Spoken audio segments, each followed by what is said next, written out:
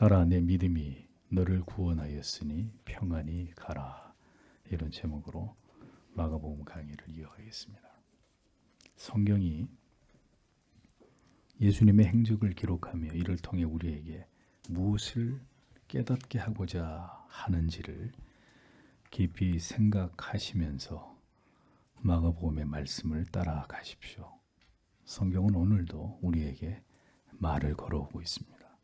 이 모든 말씀을 통해서 무엇인가 우리에게 분명하게 말씀하고자 하는 바가 있고, 우리는 반드시 그 뜻을 깨닫기 위해 하나님의 은혜와 도우심을 구해야만 합니다.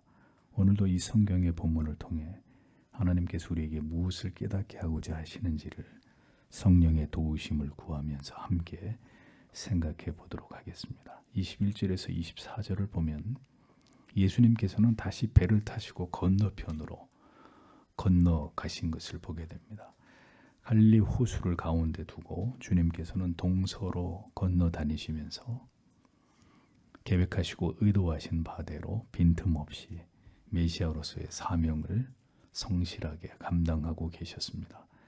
다시 배를 타고 주님께서 건너오시자 많은 무리들이 또다시 모여들었다고 성경은 기록하고 있습니다. 주님께서는 많은 무리들 때문에 호숫가에 서 계셨습니다. 그런데 그때 이번에는 회당장 야이로가 예수를 보고 그 앞에 나와 발 아래 엎드렸다 하고 이렇게 기록하고 있습니다. 호수를 건너가셨을 때는 귀신 들린 자가 주님을 마중 나오더니 다시 호수를 건너오자 이번에는 회당장이 기다렸다는 듯이 주님께로 나와 그 발 아래 엎드린 장면을 보게 됩니다. 당시 회당은 회당장, 그리고 핫잔, 랍비, 그리고 일반 성도로 구성이 되어 있었는데, 회당장이라고 번역된 아르퀴시나고고스는 회당에서 가장 높은 지위를 가진 지도자를 가리킵니다. 이 사람은 회당 건물을 관리하고 회당에서 드리는 예배의 순서를 기획하고 작성하고 회당에서의 질서를 유지하고 재판에 관여하고 이 모든 것을 감독하는 직책을 맡은 장로 출신의 지도자였습니다.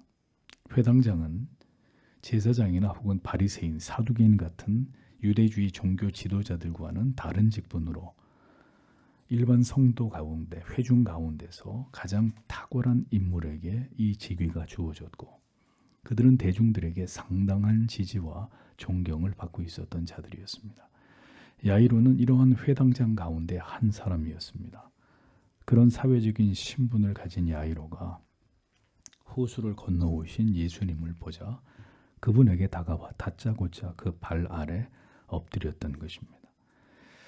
이런 일은 흔히 일어날 수 있는 일이 결코 아니었습니다. 야이로에게 아마도 매우 급박한 상황이 생겼을 것이라는 점을 우리는 쉽게 추측해 볼 수가 있겠죠. 회당장으로서 모든 유대인들의 존경을 받는 자가 자기의 명예나 자존심을 다 내려놓고 지금 유대주의 종교 지도자들이 이단과 원수처럼 여기던 그 나사렛의 예수 앞에 나와 그 발 아래 엎드려 있었습니다. 발 아래 엎드리는 이 같은 행위는 최고의 존경을 표현하고 그 존재 앞에 자신을 지극히 낮추는 행위로 예사로운 장면이 아니었습니다. 회당장은 모든 사람들에게 알려진 자신의 지위와 신분에도 불구하고 예수님께 그가 할 수 있는 가장 큰 존대의 모습으로 그리스도께 대한 절대적 신뢰의 마음을 표현하고 있었던 것을 볼 수 있습니다. 그가 지금 그리스도께 이 같은 간절한 태도를 취하고 있는 이유는 단 한 가지였습니다. 그것은 그의 딸이 지금 죽을 병에 걸려 고통을 당하고 있었기 때문이었습니다. 또 예수 그리스도의 신적 권위에 대해서 익히 들어 알고 있었던 바 주님께 대한 절박한 믿음을 그가 가지고 있었기 때문입니다. 예수 그리스도는 당시 이단으로 유대주의 종교 지도자들의 사이에서 가장 위험한 인물로 취급되고 있었는데, 그런 자에게 회당장의 직분을 가진 자가 이러한 태도를 보이고 있었던 것은 절대로 쉬운 일이 아니었습니다. 그러니까 그만큼 유대 사회 안에 이미 예수 그리스도에 대한 이 공신력이 어느 정도에 이르렀는지를 우리는 이 회당장 야이로의 태도를 통해 충분히 짐작할 수가 있습니다. 중요한 사실은 야이로는 지금 그만큼 절박했다는 것입니다. 12살 먹은 딸이 죽을 병에 걸렸다면 여러분도 그 딸을 살리기 위해 못할 일이 없을 것입니다. 아마도 그는 딸을 살리기 위해 모든 노력을 다 해보았을 것이고, 그러나 그 모든 노력이 허사였고 이제는 매우 위급한 상황까지 이르게 되었는데 예수가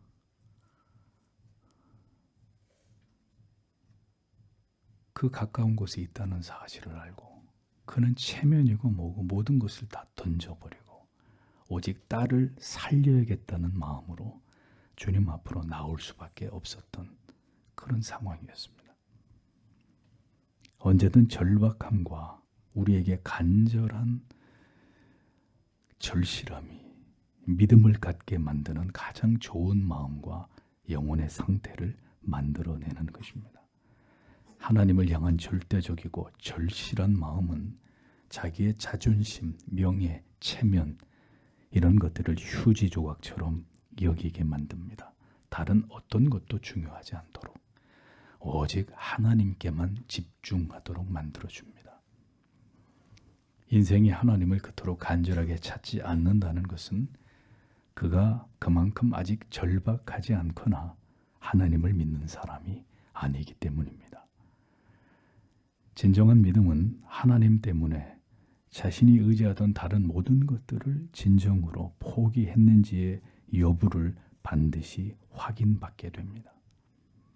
하나님께서는 당신이 오직 하나님만을 의지하기를 원하시고 아직 그 준비가 되어 있지 않다면 철저하게 그것을 위해 당신을 인생 속에서 준비시키시는 분이심을 잊지 마십시오. 예수를 믿으면서 아직도 내 자존심과 명예, 자신에 대한 자부심을 버리지 못한 자의 믿음은 온전한 것이라고 볼 수 없습니다. 따라서 언젠가는 그마저도 모두 포기하도록 하나님은 우리를 만지실 것이고 우리를 다듬으실 것이라는 것을 기억해야 합니다. 믿음을 갖게 하시고 그 믿음을 통해서 하나님의 놀라운 역사를 보게 하실 때 언제든 하나님께서 사용하시는 방법은 우리를 간절하고 절박하며 열렬하게 만드시는 것임을 알아야 합니다. 우리의 자존심과 체면과 사람들의 시선을 결코 의식하지 않을 수 있을 만큼 우리를 먼저 하나님 앞에서 지극히 겸비하게 만드시고 간절한 마음을 갖도록 하나님은 하나님의 백성들을 그렇게 이끌어 가십니다. 23절을 보면 그리고 그가 그에게 많이 간청한다 말하기를 나의 딸이 죽어가고 있기 때문에 당신이 오셔서 그녀가 구원받고 살아나도록 당신이 그녀에게 손들을 얹으소서 이렇게 기록이 되어 있습니다. 많이 간구하여라고 번역한 간구하다라는 의미는 청하다, 부탁하다라는 의미인데 이 동사가 현재 능동태형으로 쓰여져서 이것이 반복적인 행위를 보여주고 있음을 뜻하기 때문에 회당장이 자기 딸을 치유해 주시기를 예수께 청함에 있어서 그의 행위가 단회적인 것이 아니었고 체면과 자존심을 다 던진 채로 계속해서 그리스도를 향해서 자기의 딸을 치료해 달라고 하는 부탁이 지속되었다는 사실을 알 수 있습니다. 그의 마음이 얼마나 다급하고 간절했는지를 보여주는 것이죠. 다른 대상이 아니라 부디 예수 그리스도께 대해서만 우리의 마음과 믿음도 더 간절해지고 더 절박해지기를 소원합니다. 나의 자존심과 체면 같은 것들이 아직 남아있다면 부디 그 모든 것들을 다 내던져버리고 바울이 말한 대로 배설물처럼 여기며 오직 주의 긍휼과 자비와 은혜를 구함에 있어 우리의 무지함과 무능함을 우리의 허물과 부족을 솔직히 인정하고 가장 낮은 마음으로 간절히 주의 은혜와 긍휼과 자비를 구하는 마음을 우리에게 주시기를 우리는 기도해야 될 것입니다. 그의 청은 자신의 어린 딸이 죽게 되었으니 자신의 집으로 오셔서 그 아이 위에 손을 얹어 주심으로 그 딸을 구원해 달라, 즉 살려 달라는 것이었습니다. 자식을 살리기 위해서 못할 것이 없었던 그의 이 간절함을 보십시오. 주님은 이 회당장의 마음속에 그 절박함을 보셨습니다. 그를 이토록 간절하게 만들기 위해서 하나님께서는 그의 딸을 죽을 병 가운데 두셨다는 사실을 우리는 기억해야 합니다. 모든 일이 우연히 일어나는 것 같지만 결코 그렇지 않습니다. 모든 일은 하나님에 의해서 필연적으로 어떤 목적을 이루기 위해 일어나는 것이고, 하나님은 그 목적을 이루지 못한 적이 단 한 번도 없으셨던 분입니다. 야이로의 딸의 병은 그의 아비를 낮추어 그가 온전히 그리스도를 찾고 구하게 만든 생애적인 이유가 되었던 것입니다. 하나님은 모든 수단과 방법을 동원해서 은혜 베푸실 자를 낮추고 겸손하게 하고 그를 절박하게 만드십니다. 물이 높은 곳에서부터 낮은 곳으로 흐르듯 하나님의 은혜와 사랑은 그렇게 자기를 한없이 낮춘 가난한 심령에 부어지는 법이기 때문입니다. 절박함, 자신의 모든 것을 다 포기하고 아무것도 아닌 것으로 여기고 다 내던져버릴 지경이 아니면 그것은 절박한 것도 절실한 것도 아닙니다. 믿음의 시작점은 성도 여러분, 이렇게 치열한 것입니다. 예수를 만나고도 많은 것을 지키고 붙들고 유지하고 누리고 싶어하는 것이 과연 진정한 믿음인지를 깊이 생각해 보십시오. 그것이 성경이 말씀하는 믿음인지에 대해서 여러분 확인해 보십시오. 믿음을 갖기 위한 우리의 마음의 태도는 우리에게 믿음 주시기 위해서 우리의 마음을 어디까지 낮추실지에 대한 하나님의 해답은 우리가 절박하고 절실하게 하나님을 찾게 되는 시점까지라는 것을 잊지 마십시오. 예수 그리스도보다 더 중요한 것이 존재하지 않아야 합니다. 내가 추구하는 많은 좋은 것들 가운데 예수 그리스도도 그 중에 하나로 존재하는 것이 아니라 예수 그리스도만 가장 중요하며 다른 것은 다 포기할 수 있어야 그것이 온전한 믿음입니다. 회당장 야이로의 이 모습을 통해서 성경은 우리에게 이것이 우리에게 믿음을 불어넣으시며 우리의 믿음에 대해서 하나님께서 반응하실 정도의 믿음의 순도이고 그 지표라는 사실을 보여주고 있습니다. 오늘도 하나님 앞에 나오신 여러분은 진정으로 하나님을 향해서 간절하십니까? 밤에 깊은 잠을 이룰 수 없을 만큼 새벽에 깨자마자 즉시 하나님께 나아가 무릎을 꿇을 만큼 지금 절박하십니까? 하나님께서 만나 주실 자에게 참 믿음을 부여하실 자의 영혼과 마음을 이처럼 간절하게 만드시는 분이십니다. 여러분의 마음이 회심하기를 갈망하는 모든 분들의 영혼이 이렇게 그리스도를 향해서 절박해지기를 소망합니다. 그 간절함 끝에 마침내 그리스도를 만나게 되고 생애적인 은총을 누릴 수 있게 되기 때문이죠. 예수께서 이 회당장의 집으로 향하는 가운데 이제 또 한 가지 돌발적인 상황이 발생하게 된 것을 24절 이하에 기록이 되어 있습니다.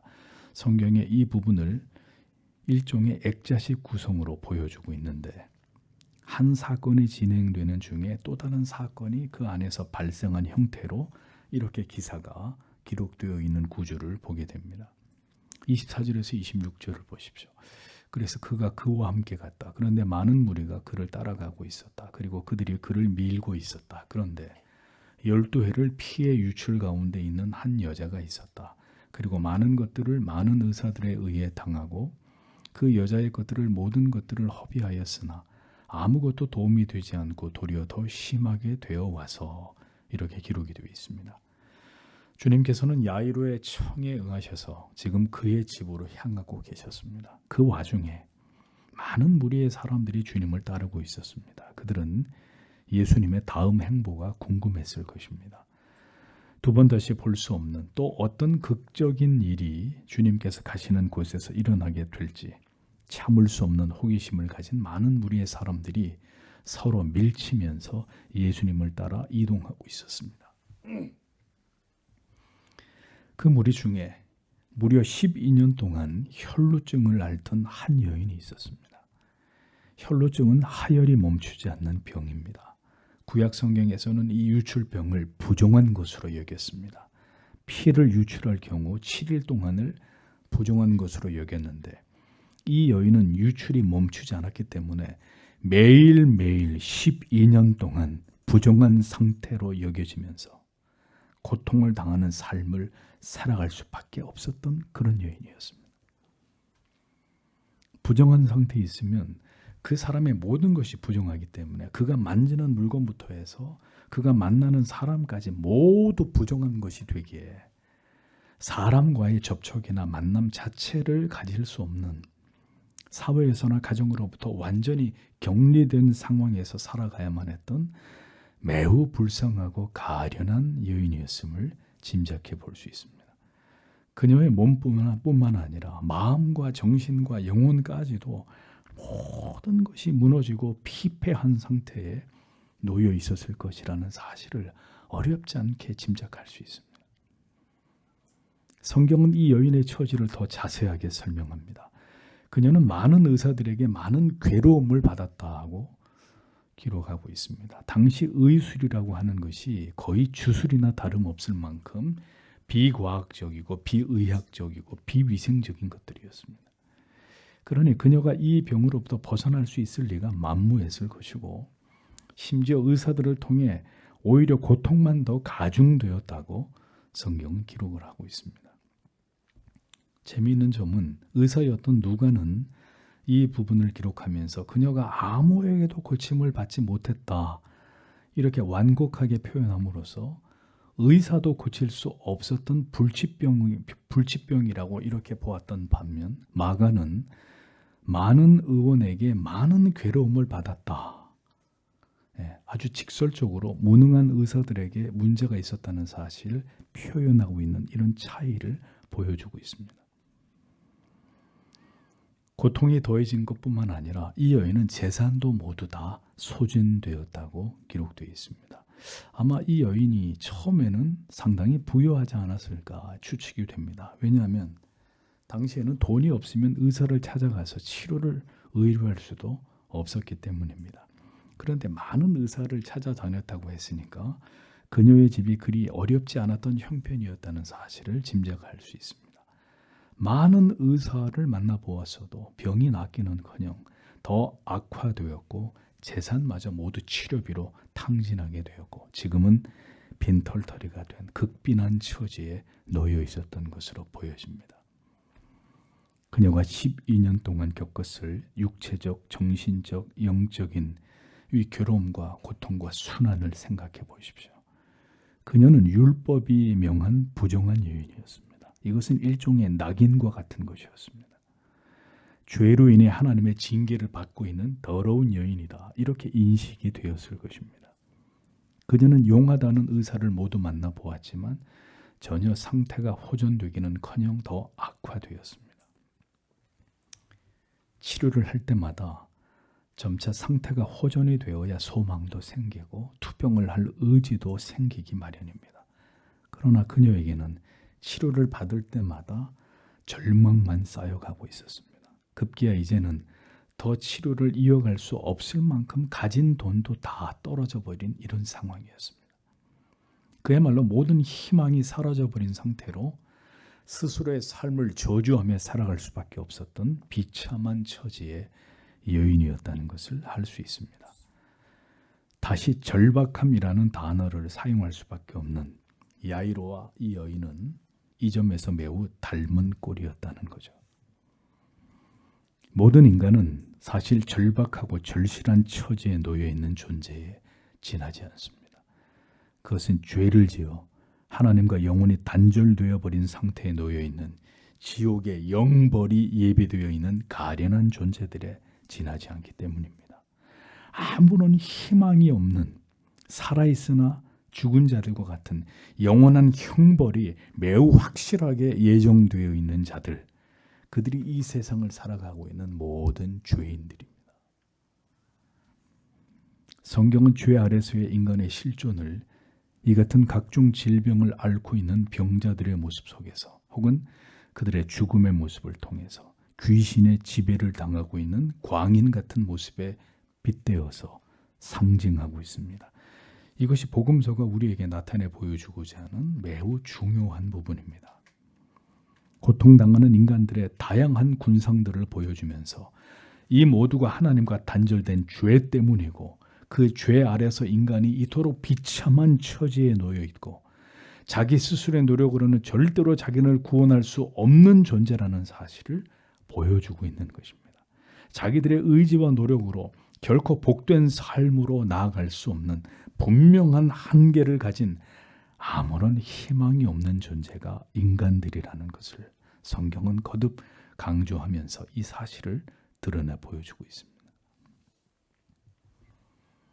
아무런 희망을 찾을 수 없는 상황에서 이제는 돈마저 없어서 모든 것을 포기하고 이렇게 살아가다 죽는 일만 남아있다고 여길 수밖에 없는 그 절박한 상황의 그 벼랑 끝에 이 여인이 서 있었던 것입니다. 성도 여러분, 모든 인간들은, 모든 자연인들은 또 교회 안에 있어도 그리스도를 인격적으로 만나지 못한 자들은 모두 영적으로 보았을 때 지옥의 벼랑 끝에 서 있는 사람들입니다. 아무리 해결해 보려고 발버둥을 쳐보아도 인간의 힘으로는 도저히 풀리지 않는, 말하지 못할 저마다의 고통과 괴로움을 안고 살아갈 수밖에 없는 존재들이 인간들입니다. 안타까운 사실은 오늘도 이 세상을 살아가는 수많은 사람들이 타락하고 부패한 인간 실존의 이 한계를 결코 알지 못하거나 그것을 대수롭지 않게 여기면서 오늘도 모든 것을 그저 운명이려니 생각하고 자포자기한 상태로 자기들의 인생을 이 세상에서 살아가고 있다는 사실입니다. 믿음의 시작은 인간의 이 전적 무능과 타락의 실존에 눈을 뜨는 것에서부터 시작되는 것입니다. 바로 그 지점에서 모든 죄인은 간절히 그리스도를 바라보고 찾게 되는 일이 일어나기 때문입니다. 12년 동안 할 수 있는 모든 노력을 다해 보았습니다. 그렇지만 그 결과는 더 비참한 현실이었습니다. 예수 그리스도를 여러분이 생애적으로 만나게 되었던 순간을 떠올려 보십시오. 가장 화창하고 눈부시게 밝은 날, 주님은 우리에게 찾아오지 않으셨습니다. 절망에 짙은 먹구름이 드리워지고 이제 나의 힘과 의지로는 더 이상 아무것도 할 수 없다고 여겨지던 희망이 모두 증발해버린 그 흑암의 끝에서 한 줄기 빛처럼 임하게 된 것이 바로 그리스도의 찾아오심이었습니다. 마침내 우리를 그 어둠에서 건져내어 구원으로 불러주시는 하나님의 은총이 한 영혼에게 부어지는 순간입니다. 그리스도와의 만남이 이토록 절박하고 간절함 가운데서 가장 선명하고 극적일수록 그 신앙의 경험은 강렬하며 확고할 수밖에 없고 그 생애적인 만남이 희미하며 불확실할수록 믿음이 우리 안에 깊이 각인되는 데는 더 많은 시간이 필요한 법입니다. 아직 남아있는 수없이 많은 의심의 강과 다시 뒤로 물러가 영적인 침륜에 빠지는 시간들이 지루하게 지나가게 되는 것입니다. 그 모든 일들 속에서 우리의 믿음을 더 확고하게 하시는 하나님의 노력은 계속 되어진다는 것이죠. 12년의 시간, 그 절박함의 끝에서 그 절망의 한가운데서 그녀는 마침내 빛을 보게 된 것입니다. 구원의 순간을 이제 그녀가 경험하게 된 것이죠. 27절, 28절을 보십시오. 그가 예수에 관해 듣고 무리 가운데 와서 뒤에서 그의 옷을 만졌다. 그가 왜냐하면 비록 그의 옷들이라 할지라도 만일 내가 만진다면 내가 구원받을 것이기 때문이다 라고 말하고 있었다. 이렇게 기록되어 있습니다. 이 여인은 예수 그리스도에 대한 소문을 익히 들어 알고 있었습니다. 그녀의 마음은 이제 그리스도를 향해서 불타오르고 있었습니다. 그녀의 모든 세포 하나하나가 그리스도께 집중하고 있었습니다. 일생일대의 마지막 기회라 여겨지는 시간 앞에 그녀는 서 있었고 그녀의 심장이 이처럼 터질 듯이 뛰는 이유는 그의 옷에 손을 대기만 해도 구원을 얻을 것이라는 그녀의 확신 때문이었습니다. 이제 이 여인은 밀고 당기는 무리들 속으로 자신을 숨겼습니다. 그리고 다음 순간 그녀는 예수의 뒤로 다가가서 자신도 모르게 손을 뻗어 주님의 옷에 손을 대었습니다. 순식간에 벌어진 일이었습니다. 이 일을 아는 자는 그녀와 그리고 예수 그리스도 뿐이셨습니다. 29절에서 30절에 그러자 곧 그녀의 피의 유출이 마르게 되었다. 그래서 그가 그 병으로부터 고침을 받았다는 것을 그 몸에 깨달았다. 그러자 곧 예수께서 그로부터 밖으로 능력이 나간 것을 스스로 아시고 무리 가운데로 돌이켜서 말씀하셨다. 누가 나의 옷들을 만졌느냐라고 기록이 되어 있습니다. 자신이 무슨 일을 행하기 위해 이 땅에 오신 것을 아시기 때문에 주님은 지금 자신을 통해 어떤 일이 일어나고 있는지를 모두 알고 계셨습니다. 주님의 능력이 역사했던 그 순간을 주님은 알고 계셨습니다. 그 일이 일어날 것이라는 것을 주님은 다 알고 계셨고 그 일이 일어나기를 기다리고 계셨습니다. 그리고 그 일은 마침내 그녀를 통해서 일어나게 되었던 것입니다. 주께서는 그녀가 그렇게 하기를 원하셨고 그 일은 그렇게 그날 그곳에서 일어나게 된 것입니다. 영원히 주님께 돌아오는 기적 같은 일, 우리의 삶에서 어떤 놀라운 역사와 응답하심이 일어나는 일은 모두 하나님께로부터 비롯되는 일입니다. 자신에게서 능력이 나갔고 여인이 나았음을 주님은 이미 알고 계셨습니다.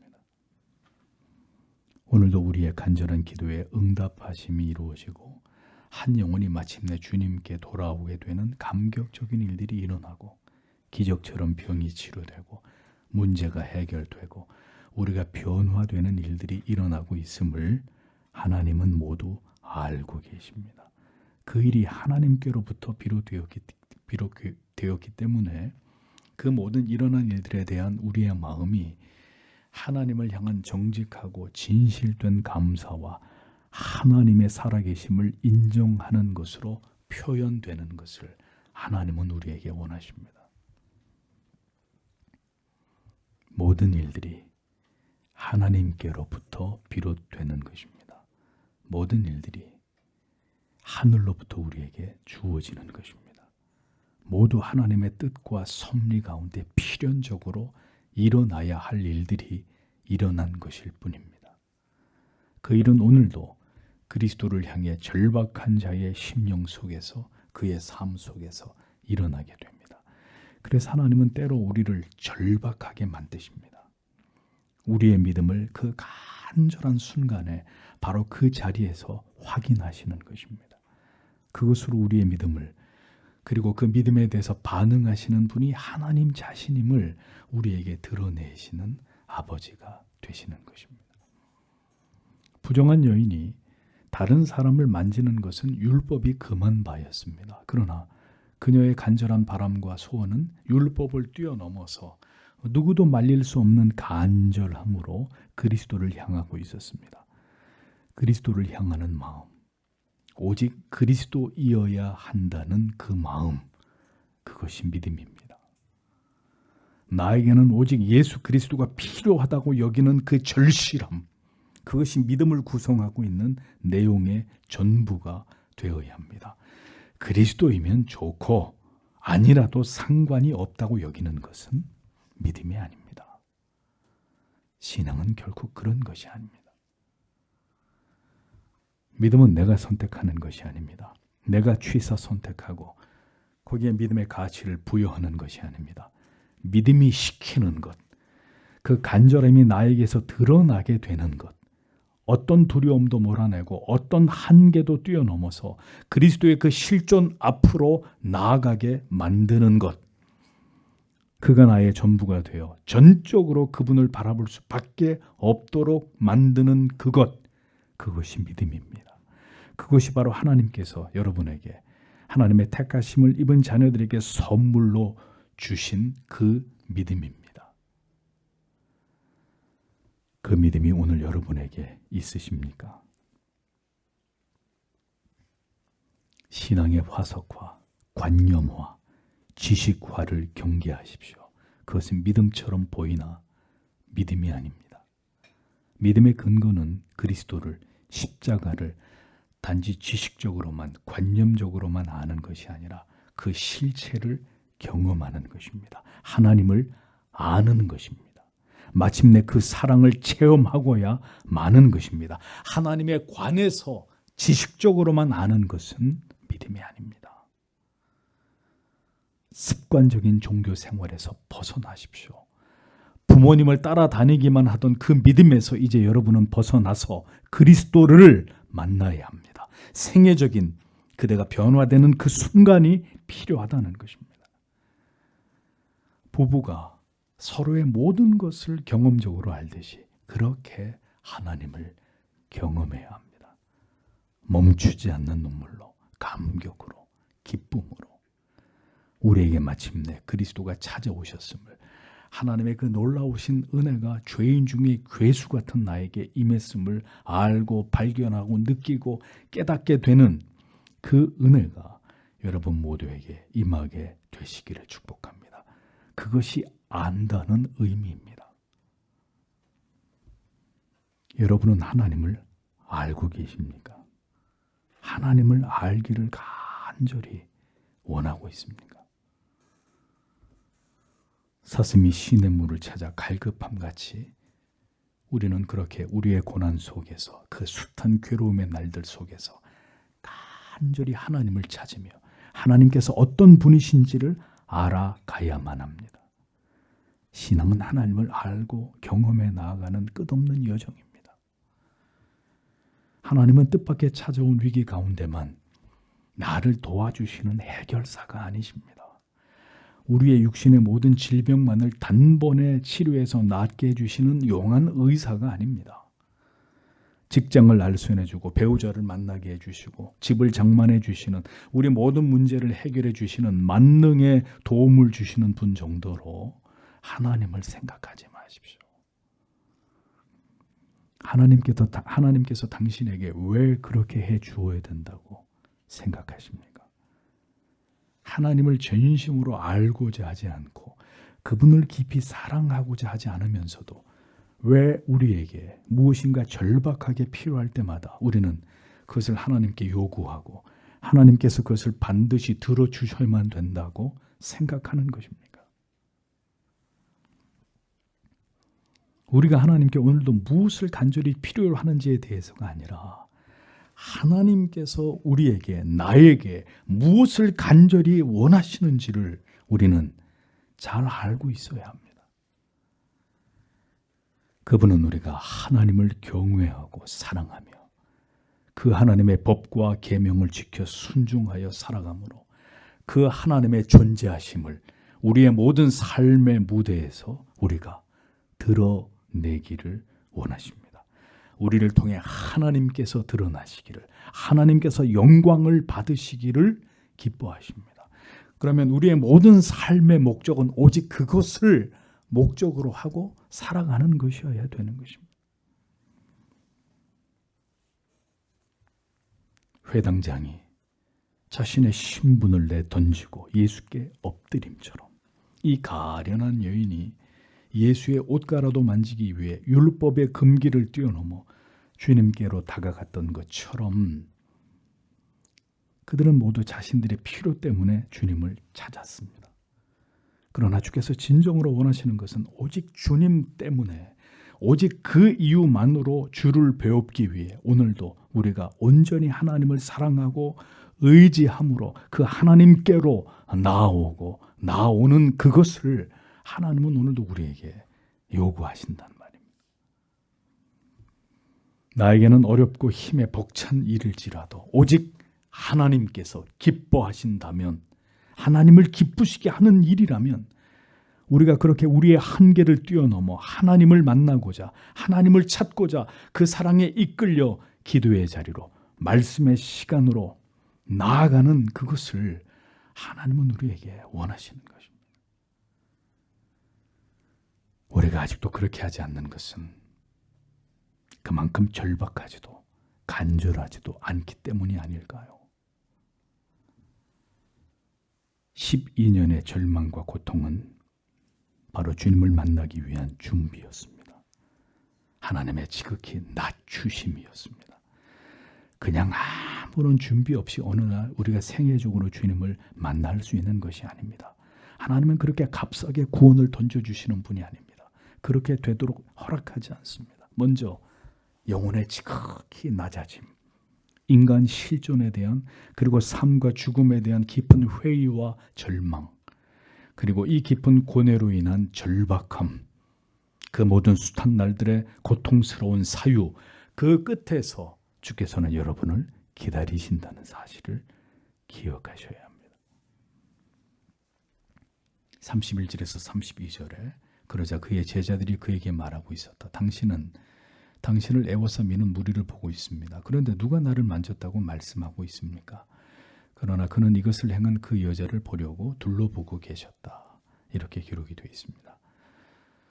주님께서는 누가 내 옷에 손을 대었느냐라고 물으시면서 방금 어떤 일이 일어났다는 사실을 말씀하시는데, 제자들은 아니 이렇게 많은 인파가 지금 주님의 주위를 둘러싸고 있는데 누가 주님께 손을 대는지 어떻게 그걸 알 수 있고, 아니 그런 일은 이런 상황에서 언제든지 일어날 수 있는 대수롭지 않은 일이 아니냐, 이런 말투로 주님께 대답을 하고 있었습니다. 그들은 메시아를 통해서 매 순간 일어나고 있는 놀라운 하나님의 일들의 그 실체를 알지 못했기 때문에 사람의 눈으로만 보고 그 본 것을 이렇게 말하고 있었습니다. 그러나 주님은 모든 것을 알고 계십니다. 어떤 일이 일어나고 있는지, 사람의 마음속에 어떤 미묘한 변화가 일어나고 있는지를 모두 보고 계시는 분이십니다. 주님은 방금 어떤 일이 일어났다는 것을 지적하고 계셨습니다. 그리고 자기의 옷을 만진 여인을 보기 위해서 그 여인을 찾기 위해 주위를 둘러보고 계셨습니다. 12해를 고통 속에 지내던 그 여인, 이 세상에 아무런 소망이 없이 그렇게 하루하루를 절망 속에서 살아가야만 했던, 모든 사람들이 저주받은 여인이라고 손가락질했던 그 여인을 주님은 마침내 보기 원하셨고 그녀를 찾고 계셨습니다. 그토록 사랑하시는 한 영혼을 찾으시는, 그를 보기를 원하시는 이 주님의 마음을 보십시오.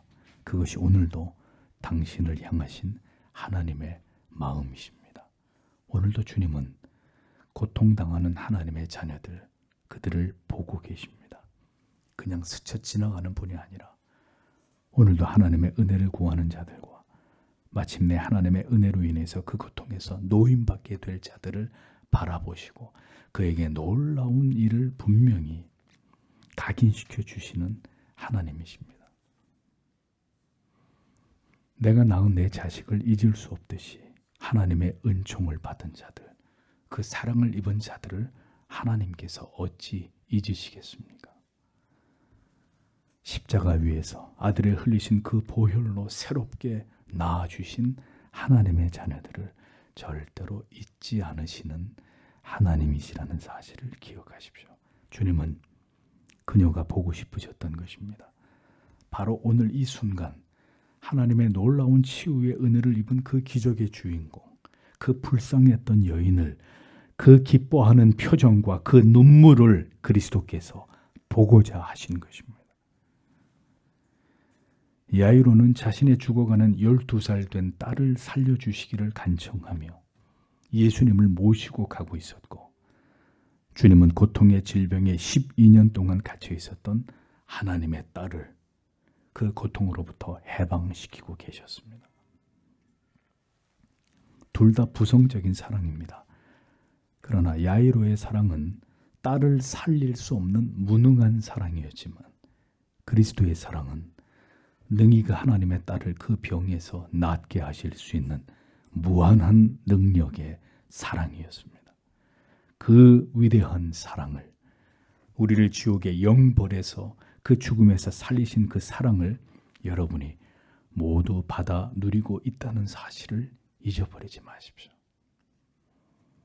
오늘도 주님은 보기 원하십니다.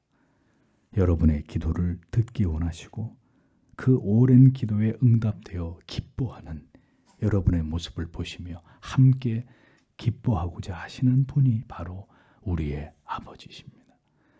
그 마음이 하나님 아버지의 마음이심을 안다면 성도 여러분, 모든 고통 가운데서도 하나님을 찾는 자들이 되셔야 합니다. 그 뜻을 구하는 자들이 되십시오. 마침내 하나님께서 우리의 오랜 소원을 들으시고 우리를 변화시키시며 우리를 고치실 때 그 기쁨과 감격과 감사의 눈물로 흥건한 우리의 얼굴을 보고 싶어 하시는 분이 바로 우리의 아버지 하나님이십니다. 그러므로 그분은 우리의 나음을 보고 싶어 하시는 아버지시오. 우리가 주께로 진정으로 돌아오기를 누구보다 원하시는 아버지이시라는 사실을 잊어서는 안 됩니다. 우리는 때때로 하나님께서 무엇이든지 잘 안 들어주는 분으로 오해를 합니다. 그러나 하나님은 그런 분이 아니십니다. 디도서 3장 5절에서 6절에 우리를 구원하시되 우리의 행한 바 의로운 행위로 말미암지 아니하고 오직 그의 긍휼하심을 좇아 중생의 씻음과 성령의 새롭게 하심으로 하셨나니 성령을 우리 구주 예수 그리스도로 말미암아 우리에게 풍성히 부어주사 우리로 저의 은혜를 힘입어 의롭다 하심을 입어 영생의 소망을 따라 후사가 되게 하려 하심이라 라고 기록되어 있습니다. 성령을 그리스도로 말미암아 조금 겨우 부어주시는 것이 아니라 풍성히 부어주시는 분이라고 성경은 말씀합니다. 그러므로 성도 여러분, 하나님께로 나아가고 또 나아가십시오.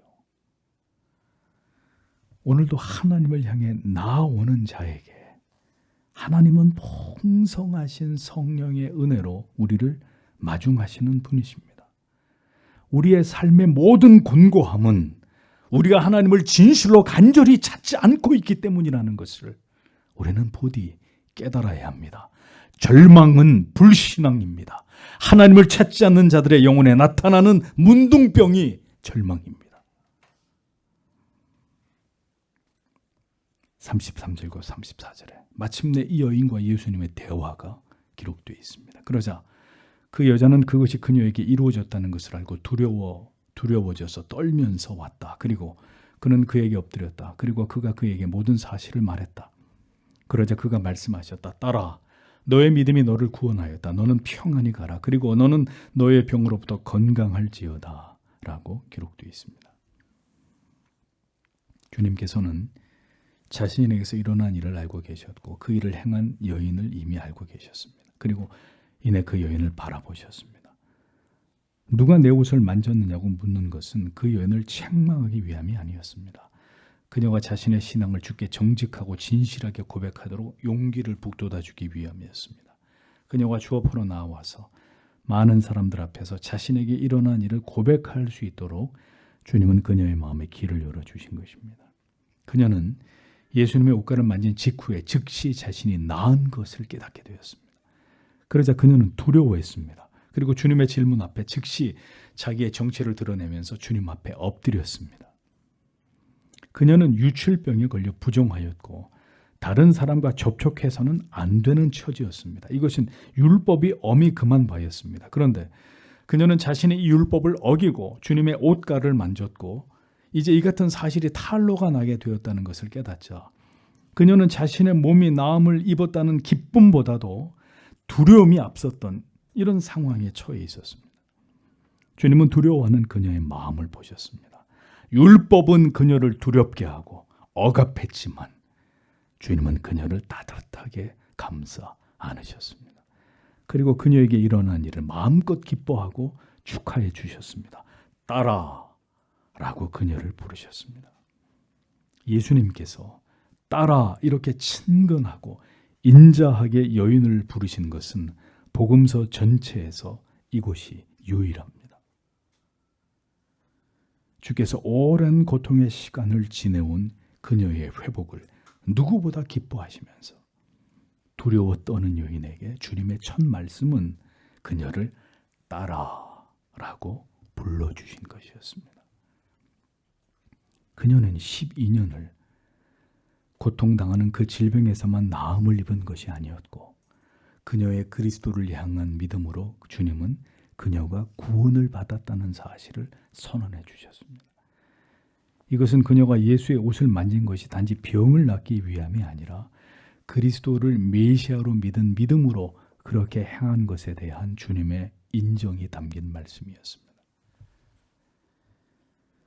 죄악으로 말미암아 모든 인간이 안고 있는 절망과 고통을 해결할 길은 오직 예수 그리스도께서 나의 구주 되심을 믿는 믿음뿐이라는 것을 이 사건은 강력하게 시사하고 있습니다. 12회를 혈루증으로 고통을 당하고 있었던 여인은 죄 아래 고통당하며 살아가는 모든 인간의 절망적인 실존을 보여주는 것입니다. 누구도 자기 자신의 노력과 힘으로 인간이 가진 각자의 괴로움과 고통에서 벗어날 수 없습니다. 모든 죄인은 저마다 고질적인 괴로움과 고통과 슬픔을 안고 살아갈 수밖에 없는 존재들입니다. 오직 예수 그리스도만이 이 죄악의 고통에서 나를 해방하실 자이심을 믿고 겸손히 그 아래 엎드려 죄인됨을 고백하며 예수 그리스도를 구주로 믿을 때 비로소 인간의 그 모든 죄의 고통에서 우리는 해방될 수 있는 것이고 영혼의 참 자유와 평안과 안식을 얻을 수 있는 존재가 된다는 것을 복음서는 우리들에게 말씀해주고 있는 것입니다.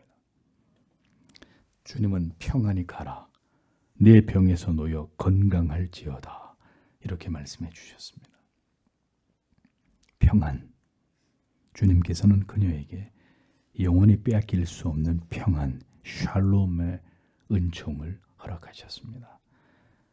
주께서 우리에게 주고자 하시는 궁극의 복은 하나님과의 관계가 회복됨으로 인해서 우리에게 임하게 된 영원한 평안, 바로 그것입니다.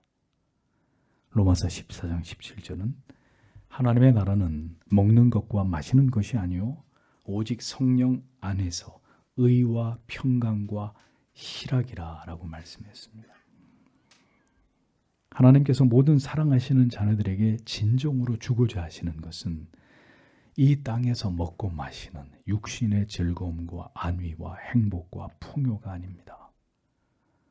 궁극의 복인 성령 안에서 그리스도 안에서 맛볼 수 있는 죄인들이 절대로 만들어낼 수 없는 참된 의와 그리고 그로 인한 마음의 진정한 평강과 그리고 영혼의 참 기쁨, 바로 희락이라고 성경은 우리에게 알려주고 있습니다.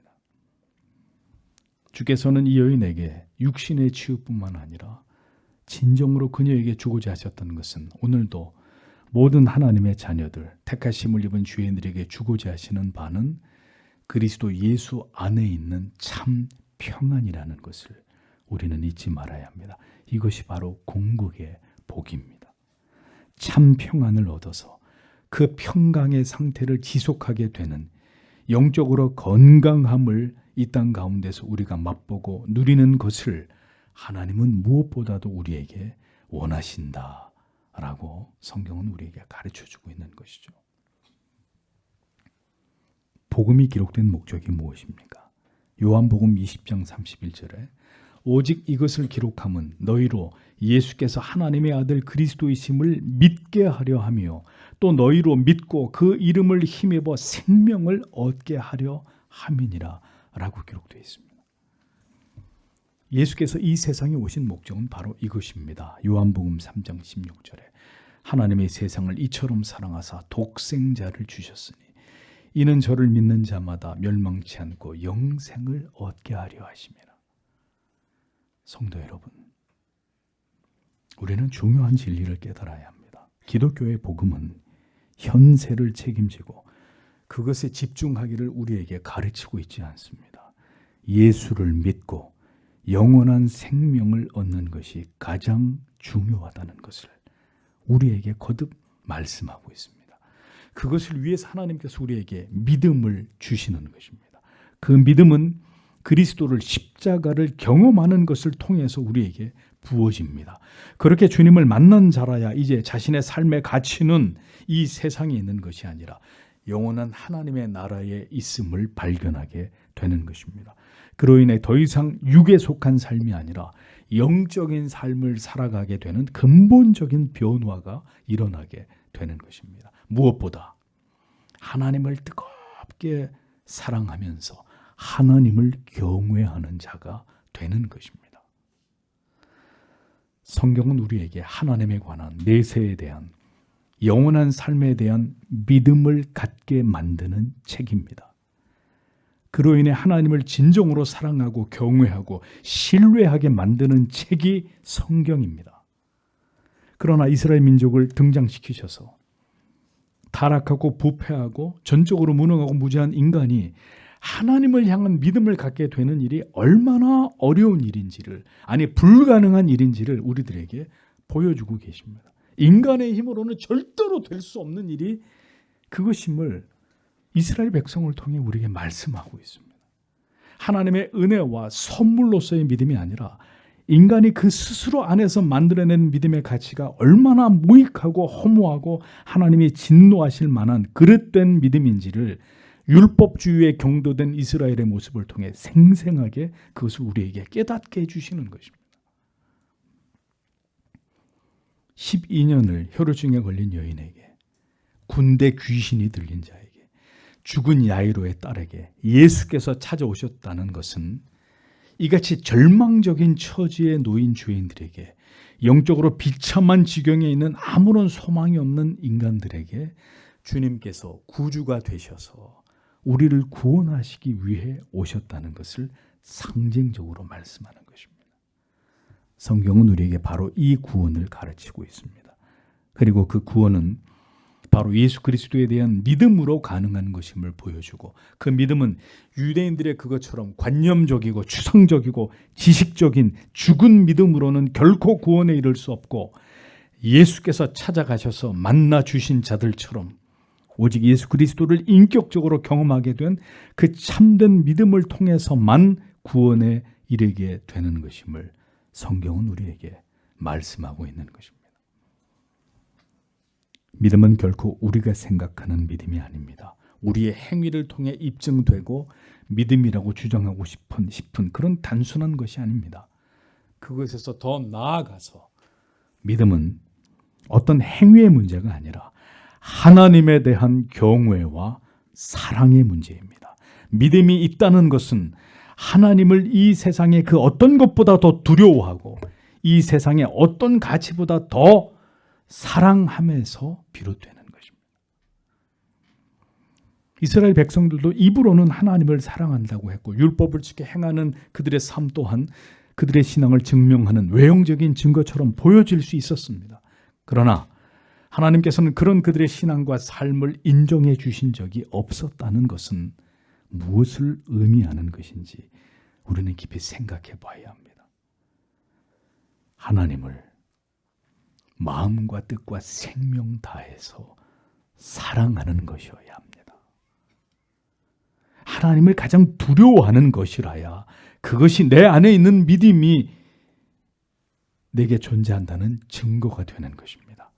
사랑하기에 모든 것을 감당하는 것입니다.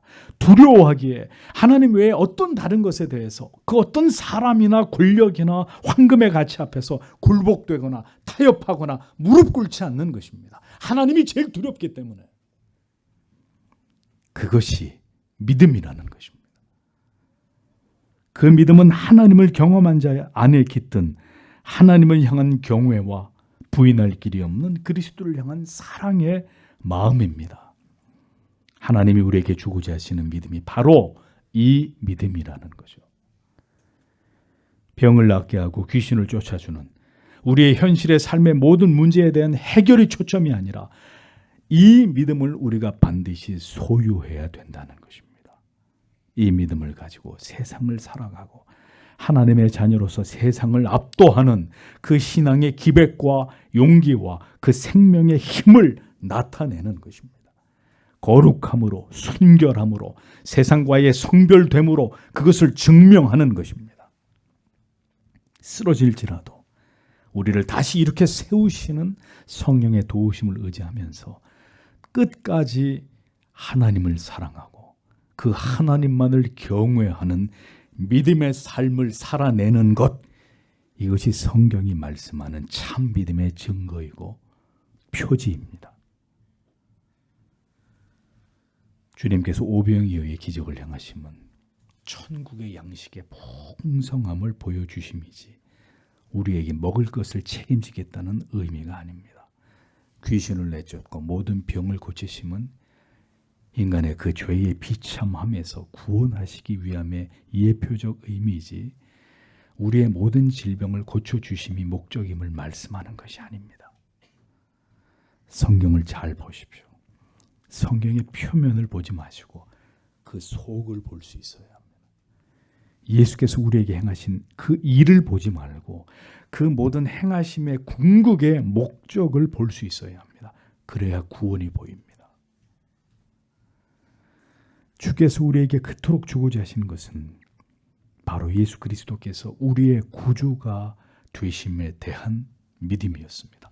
보혜사를 보내신 것도 결국 예수 그리스도께서 하신 모든 말씀을 생각나게 하고 깨달아지게 하고 믿어지게 하시기 위함이셨습니다. 그냥 믿음이 아니고 경험적인 믿음, 고백적인 믿음, 주를 위해 죽을 수 있는 그 믿음을 주고자 하신 것입니다. 신앙은 거기까지를 보아야 하고 거기까지를 나아가야 되는 것입니다. 결국 보여지는 것이 전부가 아닙니다. 그것은 자기의에 도취된 율법주의일 뿐입니다. 언제까지는 우리의 행위로 우리의 믿음의 여부를 우리가 저울질하겠습니까? 오늘도 주님이 확인하고 싶어 하시는 것은 너는 나를 사랑하고 있느냐? 너는 진정으로 나 여호와 하나님을 두려워하고 나를 간절히 네가 원하고 있느냐? 바로 이것입니다. 이것이 참 믿음이고 진정으로 예수 안에 있는 친밀함입니다. 우리의 신앙은 바로 이것을 지향해야 되고 이것이 성경이 말씀하고 있는 진정한 믿음과 그 믿음이 지향하는 바임을 기억해야 합니다. 주님을 깊이 만나고 십자가의 그 잊을 길이 없는 사랑과 은혜를 체험함으로 우리가 살아가는 모든 이유와 목적이 오직 하나님을 사랑하고 경외하는 것이 되어야 함을 잊지 마십시오. 신앙은 이 세상에서의 삶의 번영과 행복, 문제의 해결 그 너머 우리에게 영원한 나라를 허락하시고 그 나라에 거할 자들로 이 땅에서 하나님을 높이는 삶을 하나님의 계명과 법과 하나님의 모든 율례를 지키면서 하나님과 지체들을 사랑하는 삶을 살아가는 데 있습니다. 우리의 신앙이 어릴 때에는 모든 것이 하나님께로부터 거저 주어집니다. 노력하지 않아도 은혜가 부어지고 거룩한 깨달음이 임하고 하나님의 사랑을 충분히 느끼게 됩니다. 그러나 시간이 지나가게 되면 하나님께서는 이제 우리들에게 요구하십니다. 더 치열하고 더 간절하고 더 진지하고 더 뜨겁기를 바라십니다.